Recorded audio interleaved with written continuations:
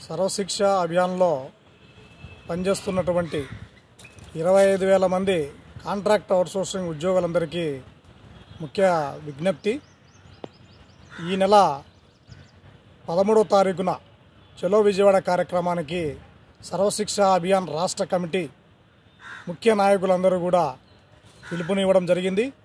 కాబట్టి 13 జిల్లాల్లో పనిచేస్తున్నటువంటి కాంట్రాక్టు అవుట్సోర్సింగు పార్ట్ టైం ఉద్యోగులు ప్రతి ఒక్కరూ కూడా మనకు జీవో నంబరు 12 సర్వశిక్ష అభియాన్లో పనిచేసే ఉద్యోగులకు కూడా అమలు చేయాలని, మనకు ఏదైతే ప్రభుత్వ ఉద్యోగులకు బేసిక్ శాలరీ ఉందో దాంతోపాటుగా డిఏ, హెచ్ఆర్ కలిపి సుప్రీంకోర్టు తీర్పు ప్రకారం 2016 అక్టోబర్ 26వ తేదీన సుప్రీంకోర్టు ఏదైతే 100 పేజీల తీర్పు ఇచ్చిందో సమాన పనికి సమాన వేతనం ఇవ్వాలనే దాన్ని ఇవ్వాలని చెప్పేసి ప్రభుత్వం మీద తీవ్రమైన ఒత్తిడి చేయడానికి ప్రతి ఒక్క ఉద్యోగి ఇది నా జీవితానికి సంబంధించింది అని చెప్పి మీరందరూ కూడా చైతన్యమై ఇతరులకు కూడా చెప్పి కదలాలని చెప్పేసి మీకు అందరికీ ఆహ్వానం పలుకుతూ ఉన్నాం.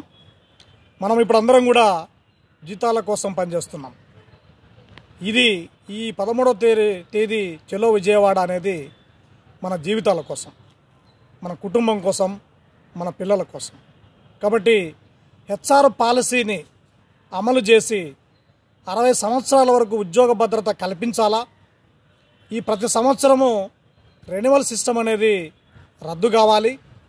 దానికోసం మనం అందరం కూడా ప్రభుత్వం మీద ఈ చలో విజయవాడ కార్యక్రమంలో నిరసన వ్యక్తం చేయాలా. అదేవిధంగా ఈపీఎఫ్, ఈఎస్ఐ వైద్య సౌకర్యం కల్పించాలని చెప్పేసి మనం ఈ సందర్భంగా ప్రభుత్వం మీద డిమాండ్ చేయబోతా ఉన్నాం. ఏదైనా ఉద్యోగి చనిపోతే ఆ కుటుంబానికి 20 లక్షల రూపాయల ఎక్స్గ్రేషియా చెల్లించాలా ప్రభుత్వం. ఆ కుటుంబంలో ఉన్న వారికి ఉద్యోగ అవకాశం కల్పించాలని చెప్పేసి మనం చాలా సంవత్సరాలుగా ప్రభుత్వం మీద తీవ్రమైనటువంటి ఒత్తిడి తీసుకొస్తున్నాం. అయినా కూడా ఈ ప్రభుత్వం చెల్లించకుండా ఉంది.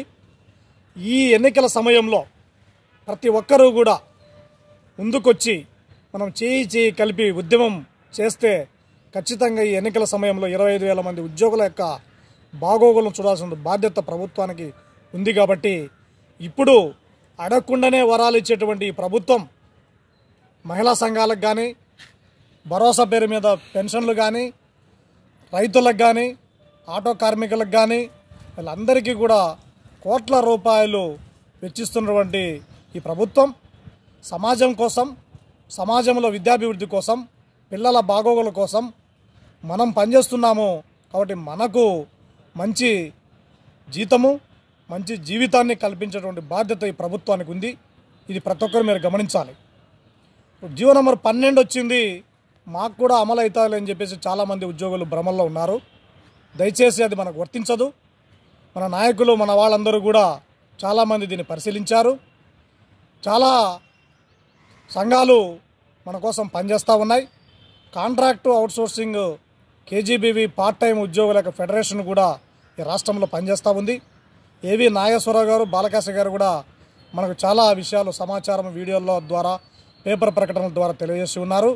కాబట్టి ఉద్యోగ మిత్రులారా, మనమందరం కూడా ఆనందంగా కుటుంబాలు బాగుండాలంటే మనలో ఉన్నటువంటి చిన్న చిన్న విభేదాలను పక్కన పెట్టి సిఆర్పి మిత్రులు, పార్ట్ టైం టీచర్ మిత్రులు, ఐఆర్టీ మిత్రులు, టెక్నికల్ సూపర్వైజర్స్ మిత్రులు, కేజీబీవీలో పనిచేస్తున్నటువంటి మా మిత్రులు, ఎస్ఓలు, సిఆర్టీలు, అకౌంటెంట్సు, ఏఎన్ఎంసు, అటెండర్సు, కుక్సు, హెల్పర్సు, స్వీపర్స్తో సహా అన్ని కంప్యూటర్ ఇన్స్ట్రక్టర్స్తో సహా అందరూ కూడా ప్రతి ఒక్కరూ ఈ చలో విజయవాడ కార్యక్రమంలో పాల్గొని ప్రభుత్వం మీద తీవ్రమైన ఒత్తిడి తీసుకుని వచ్చి మనం జీవితాన్ని బాగు చేసుకునే దానికి ప్రతి ఒక్కరు కలిసి రావాలని పిలుపునిస్తూ మిమ్మల్ని వేడుకుంటున్నాం.